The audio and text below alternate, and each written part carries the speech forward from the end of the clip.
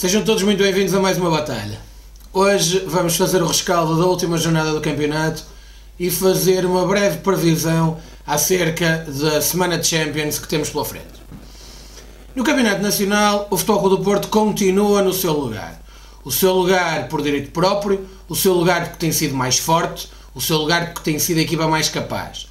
E parece que custa a alguns admitir esta realidade indesmentível e estão ansiosos para que o Futebol Clube do Porto tropece, ao ponto de no passado domingo terem feito primeiras páginas com um determinado clube da segunda circular a dizer líderes.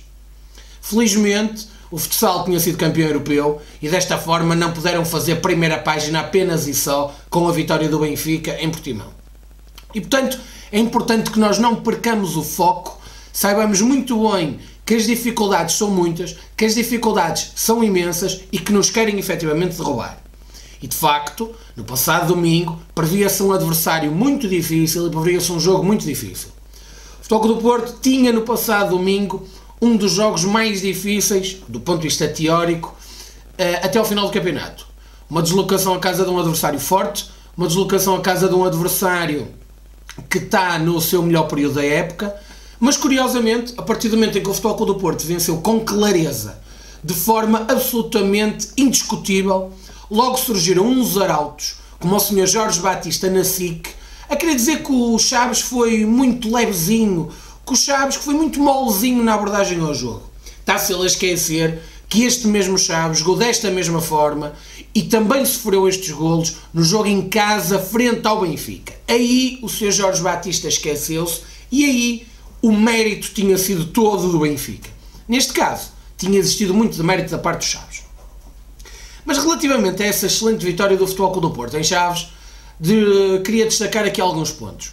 O primeiro, novamente um enorme mar azul a acompanhar a equipa.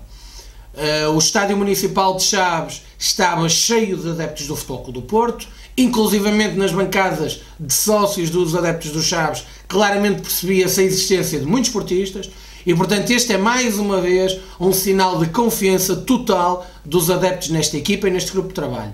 A tal simbiose perfeita que estamos cansados, no bom sentido da palavra, como é lógico, de reforçar, de refletir e de sublinhar que continua a acontecer naquilo que envolve o Futebol Clube do Porto. Depois, sublinhar algumas questões que me parecem importantes, começando desde logo por José Sá. Já que sublinhei na semana passada que quando Sérgio Conceição tomou a decisão de trocar o titular da baliza do Futebol Clube do Porto, de Iker Casillas para José Sá, tivemos uma série de histórias tremendas para justificar a decisão de Sérgio Conceição. José Sá repetiu uma excelente partida em Chaves. José Sá voltou a ser seguro e a transmitir confiança à equipa. Mas agora, os mesmos que tanto criticaram a escolha de Sérgio Conceição, os mesmos que tantas dúvidas colocaram à volta de José Sá, estão calados como ratos. Porque lhes custa imenso sublinhar algo de positivo em relação ao Futebol Clube do Porto. E acontece também o mesmo relativamente às soluções que Sérgio Conceição continua a criar e, se quiserem, a inventar para o Futebol Clube do Porto. Já tinham dado Tiquinho Soares como morto, Otávio não contava, Maxi Pereira é apenas e só um jogador de salário alto e, de repente, o Futebol Clube do Porto, que é bom recordar, entrou em campo sem Ricardo, sem Marcano, sem Danilo, sem Brahimi e sem Aboubakar. Sem 5 dos seus habituais titulares em 10 jogadores de campo. De repente o Futebol Clube do Porto chegou a Chaves sem estes 5 jogadores a jogar e foi superior, mais forte e não deixou qualquer margem de dúvida relativamente à vitória. Mas agora, para se sublinhar isto, para se fazer este sublinhado positivo do plantel, dos jogadores, da competitividade do plantel e das escolhas e das opções de Sérgio Conceição, aí já está tudo calado como ratos. Já estamos habituados, mas não nos vão desvirtuar do caminho que está traçado e nós vamos continuar aqui a sublinhar essas coisas. Quanto aos nossos adversários, ganharam com maior ou menor dificuldade, o Benfica em Portimão, o Sporting em casa frente ao Feirense, mas relativamente aos 3 jogos, como sempre, tivemos várias curiosidades à volta da arbitragem. Em Chaves, queriam que Maxi Pereira tivesse cometido 10 penaltis. por vontade dos nossos adversários, sempre que Maxi Pereira superava ao ouvido de um jogador dos Chaves, deveria ter sido assinalada a grande penalidade. Aliás, aquela senhora de nome Leonor Pinhão, ainda hoje escreve no Correio da Manhã a dizer que, para se falarem das decisões erradas do fim de semana do vídeo-árbitro, tinham que ir falar com Maxi Pereira. Esta senhora persiste na palhaçada, na burrice. Mas este tempo é um tempo propício para ela, porque chove. E como chove, é muito bom para essa senhora, para definitivamente a higiene capilar cumprir os serviços mínimos. Depois tivemos o jogo do Benfica. Depois não, neste caso, do ponto de vista cronológico, antes disso tínhamos tido o jogo do Benfica em Portimão, onde, pelos vistos, era muito complicado perceber que aos 57 minutos tinha existido um penalti sobre Fabrício. Primeiro, achavam que não havia falta. Depois, queriam descobrir um fora de jogo do jogador brasileiro da equipa de Portimão. E, finalmente, quase 24 horas depois, lá chegaram à conclusão de que, afinal de contas, a bola tinha chegado a Fabrício por passe de um jogador do Benfica e que, como tal, o fora de jogo não existia e que a falta sobre o brasileiro é absolutamente indiscutível. E, portanto, ficou mais um penalti claro por assinalar contra o Benfica. O árbitro Carlos Xistra e o vídeo-árbitro Rui Oliveira nada viram. Começam a ser muito curiosos estes duelos do Benfica com o Portimonense. É que depois do Benfica ter escrito no Twitter que o Porto Portimonense da Taça de Portugal, apitado por Artur Soares Dias, fazia lembrar as arbitragens do apito dourado, parece que o Benfica Portimonense é de facto um case study ao melhor nível de calabote. Na Luz, quando o Portimonense ganhava, marcaram um penalti a favor do Benfica e puseram o Portimonense a jogar com 10. Depois, o Portimonense chegou ao 2-2 e foi um aguenta, até se mandar anular o gol do Portimonense. E agora em Portimão, um penalti claro e indesmentível. Provavelmente, se o árbitro fosse Gonçalo Martins e o vídeo-árbitro Fábio Veríssimo, os mesmos que acharam que havia falta para grande penalidade sobre Salvi na primeira volta, seguramente teriam mandado assinalar esta grande penalidade. Não tenho dúvidas, até porque o acólito de Nuno Cabral é um gajo sério e, portanto, seguramente teria mandado assinalar esta grande penalidade contra o Benfica. Por fim, em Alvalade, tivemos um lance de um golo anulado a Dumbiá, alegadamente, erradamente anulado, mas trago este tema à colação pelas reações das pessoas do Sporting em relação a este lance. Mas antes disso, porque antes que me esqueça, a reação mais importante de todas foi a do Conselho de Arbitragem. O Conselho de Arbitragem, no dia seguinte ao Sporting Feirense, faz sair um comunicado a esclarecer o protocolo do vídeo-árbitro. Não era para justificar a anulação do gol do Sporting, não, era para esclarecer o protocolo. Como que, falando de um lance que tinha ocorrido menos de 24 horas antes, não fosse para justificar esse mesmo lance. E acho extremamente curioso que o Conselho de Arbitragem nunca se tivesse sentido antes na obrigação de vir esclarecer temas relacionados com o protocolo, como, por exemplo, naquilo que diz respeito aos foras de jogo, deixar que a bola entre para depois, aí sim, ser assinalado o respectivo fora de jogo ou não.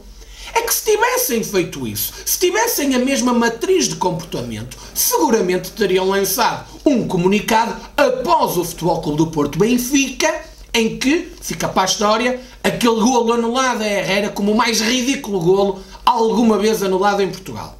Só ao melhor nível do golo de Poborski em Vidal Pinheiro, em que estava 5 metros fora de jogo, quase agarrado ao poste da baliza salgueirista. E, portanto, é curioso que o Conselho de Arbitragem, nessa altura, não sentisse a necessidade, não sentisse a obrigação de vir esclarecer o protocolo do vídeo-árbitro. Tenha-se sentido na necessidade de vir agora sim. Será que a pressão está de facto a fazer efeito? Será que aquilo que Bruno de Carvalho disse, com os seus repetidos posts no Facebook, é que fizeram mudar muita coisa? Será que o Conselho de Arbitragem está a dar razão? Será que quando Bruno de Carvalho disse que a introdução do vídeo-árbitro se deve a ele pela pressão que ele colocou no Facebook, será que isto é verdade? Tem a palavra ao Conselho de Arbitragem, mas essencialmente o Conselho de Arbitragem deve ter a palavra do equilíbrio. E são todos filhos, ou devem todos ser filhos da mesma mãe. E convém não prestar esclarecimentos quando os erros prejudicam o Sporting e quando os erros prejudicam o Futebol Clube do Porto. Quando já vamos em 16 grandes penalidades não assinaladas a favor do Futebol Clube do Porto. Quando já vamos em 2 golos limpos, quer frente ao Benfica, quer em Moreira de Cónegos, que nos foram retirados, convém que o Conselho de Arbitragem também tenha estes esclarecimentos públicos para justificar os erros que prejudicam o Futebol Clube do Porto. Mas ainda relativamente a esse lance, achei curioso que Jorge Jesus tivesse dito: atenção às pessoas que mandam para o VAR. Portanto, Jorge Jesus, pelo aquilo que percebemos, tem ambições ao nível das nomeações dos árbitros. Agora, o curioso é que Jorge Jesus vem-se queixar da escolha de Manel Oliveira para vídeo-árbitro neste jogo. Mas recordam-se, por exemplo, de um jogo em que Manel Oliveira foi vídeo-árbitro? Moreirense Futebol Clube do Porto. Grande penalidade não assinalada por murro na cara de Filipe e o golo em cima da hora a ser roubado ao Futebol Clube do Porto. Nessa altura Manel Oliveira era bom vídeo-árbitro? Ou Manel Oliveira só passou a mau vídeo-árbitro agora no Sporting Feirense? E é curioso que o Sr. Jorge Jesus não se preocupou com as escolhas para vídeo-árbitro, por exemplo, na segunda jornada no Sporting Setúbal, em que o Sporting ganhou com 1-0, com um gol de penalti a 3 minutos do fim, num lance em que não foi falta. Sabem quem era o vídeo-árbitro? Hugo Miguel, aquele representante da Macron, a marca que veste o Sporting. Aí Jorge Jesus não estava preocupado com quem ia para o vídeo-árbitro. É curioso que à 11ª jornada, quando o Sporting empatou em casa com o Braga 2-2, com o golo a ser marcado de penalti, um penalti inexistente, em que se inicia com uma falta de um jogador do Sporting, aí Jorge Jesus não se preocupou com a escolha do vídeo-árbitro. Sabem quem era o vídeo-árbitro? Era Rui Costa, o tal que ele depois, na final da Taça da Liga, disse que não tem muito jeito para árbitro. É curioso que nesta altura ele não considerou que o Rui Costa não tivesse jeito para árbitro ou vídeo-árbitro. Portanto, são estas incongruências, são estas incoerências que continuam a marcar os nossos adversários, que nós não podemos deixar passar em claro. Nós temos que alertar isto, porque aquilo que eles estão a fazer é pressão. Pressão que, pelos vistos, está a surtir efeito com este comunicado do Conselho de Arbitragem, pressão para obterem benefícios. Isto sim é coação. E estou a falar de Sporting, como poderia falar do Benfica ou dos seus recorrentes tweets acerca de tudo aquilo que mexe. Portanto, estes senhores que clamam por verdade, que clamam por justiça, a justiça deles é serem beneficiados. Essa é que é a justiça à lá Benfica e à lá Sporting. Só que há aqui uma coisa muito importante, e este é que é o grande problema. Meus amigos, em Portugal só há uma equipa que depende de si própria para ser campeã nacional. Chama-se Futebol Clube do Porto. E enquanto isto continuar a acontecer, estes senhores vão continuar a clamar, vão continuar a gritar contra tudo aquilo que mexa, porque aquilo que eles querem é ganhar à força toda. Sobre esta matéria estamos conversados, mas gostava, antes de terminar, só de vos falar do Porto-Liverpool da manhã da Liga dos Campeões. Obviamente que um jogo de Champions é um jogo que todos querem ver, é um jogo que todos querem sentir, é um jogo que todos querem viver. Isto tem um impacto tremendo naquele que é o nome do Futebol Clube do Porto Além Fronteiras, tem um impacto tremendo, ou poderá ter um impacto tremendo naquelas que são as contas do nosso clube, mas do ponto de vista meramente desportivo, convém que não nos desfoquemos do essencial. O essencial do Futebol Clube do Porto é a vitória no Campeonato Nacional. E, portanto, independentemente daquilo que venha a ser o resultado, que eu espero que seja um resultado positivo, que eu espero que seja uma vitória do Futebol Clube do Porto, que eu espero que signifique a passagem aos quartos de final da Liga dos Campeões, há uma coisa que nós temos que ter todos como presente. O objetivo principal do Futebol Clube do Porto é o Campeonato Nacional. Nós temos é que ser campeões nacionais contra mails, contra vouchers, contra Facebooks, contra tudo e mais alguma coisa, e a Liga dos Campeões é apenas e só um bónus. Portanto, independentemente do resultado, saibamos continuar focados naquilo que é o importante, naquela que é a nossa prioridade. Meus caros amigos, é desta forma que terminamos mais uma batalha. Mais uma batalha onde não distribuímos bilhetes pelas finanças, onde não distribuímos bilhetes pelos tribunais, onde não distribuímos bilhetes pelo governo, porque não temos. Não temos bilhetes para distribuir, não temos contactos a esse nível, não temos necessidade que nenhuma dessas pessoas nos possa dar alguma espécie de benefício. Portanto, vamos continuar aqui na batalha a denunciar quem prejudica o Futebol Clube do Porto, a denunciar quem quer ganhar à força toda. Um abraço e viva o Futebol Clube do Porto.